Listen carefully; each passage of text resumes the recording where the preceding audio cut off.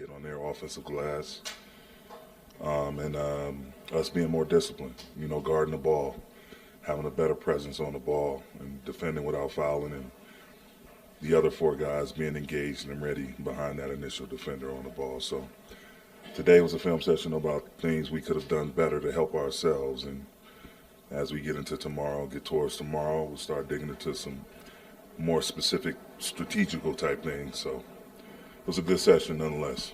There's some discussion about, Rui on Jokic as an adjustment, but wasn't that kind of always part of the plan to have AD off the ball some and have other guys defend him, and how do you see that as the series moves forward? Well, we said it since day one. He's not a guy that one guy is going to be able to neutralize. Like, it's going to take multiple bodies. It's going to take guys in different areas on the floor to support whoever is in front of Jokic. So, yeah, we're definitely going to mix up the matchup some and throw different pitches at him in terms of coverages and see where we land. Darvin, looking at the positivity of the second half comeback, is there any such thing as momentum? Does any of that carry on into game two? I think first and foremost, you try to just explore different things, that the circumstances kind of force you into.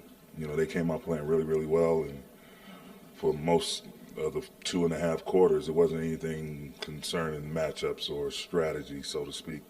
It was just all energy, effort, and urgency, and it's going to be that way. When you face a new opponent in a new series, it's like a boxing match, that filling out period for those first 3 rounds of a 12-round fight. So our biggest thing was just to look at some different things, to try to help ourselves in the moment, but also make some mental notes of what went well and what didn't go so well. So we feel comfortable about where we are. No one ever wants to lose, especially in a playoff game, or especially at this height of where we at now, being one of the final 4 left. But even still, it's the first of 4, and as much information as you can gather, you have to do so.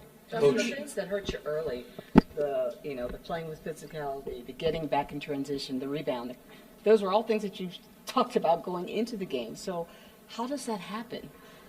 I mean, sometimes your offense or lack thereof can affect, the urgency you have. And it's not so much that, you're a one-sided player. It's just that it's natural human nature to be a little disappointed or discouraged if you don't see a shot fall, or you didn't get a whistle like you thought you should have, and that little quick 1 to 3 second pause or hesitation or self-pity, can turn into a bunch of points for them going the other way. And so we just hit home on those 3 aspects of the game really hard in our film session today.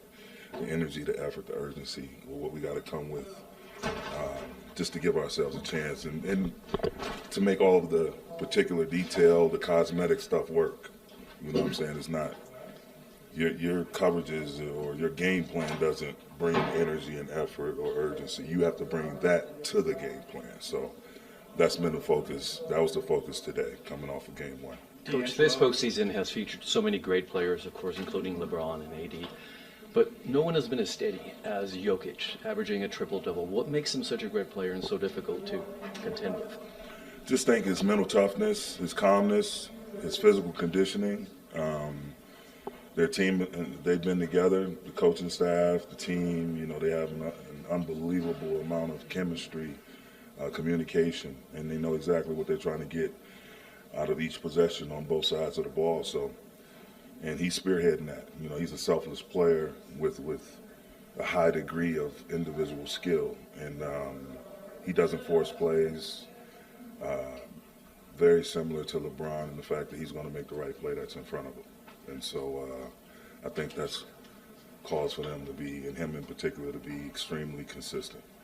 Any film that you've seen yet at this point of the day, or any different reactions from what we talked to you about last night as things have settled in a little bit from game 1?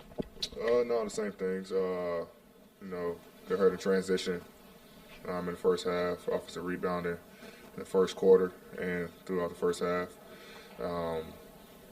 It's really the tell of the game. We imposed our will, played a little physical, played harder in the second half, and was able to cut the lead. But we came out with a slow start, and they capitalized on it. It's been a bit since you guys were 0-1 in a series. It did happen in the bubble year a couple times. What do you remember from those times about the importance of that immediate kind of game 2 pushback?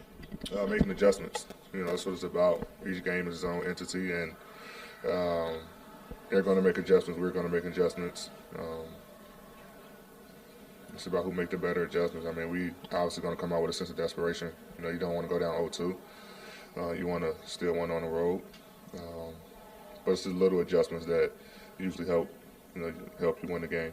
As a group, you guys have done a pretty good job with the player struggles of kind of finding a way to lift them up and bring them out of it. So what's the message been to D'Angelo after game 1? Just keep playing. I mean, obviously, never been in a situation, Western Conference Finals. I feel like I was kind of the same way, when I got there in the bubble. But you just got to keep going, just keep playing. I mean, obviously we got his back. They're never gonna, like you say, have a guy just, keep playing that way. He don't want to play that way. Obviously, he can help the team. But it's a lot. I mean, it's a different situation for him. Always having the ball in his hands. Got to make the right reads, got to make the right plays. Then I think they're trying to attack him on defense as well. So we got his back. We just need him to be D-Lo. Don't think about anything else. Don't go out there and overthink and like, oh man, I'm not playing well, get in his own head.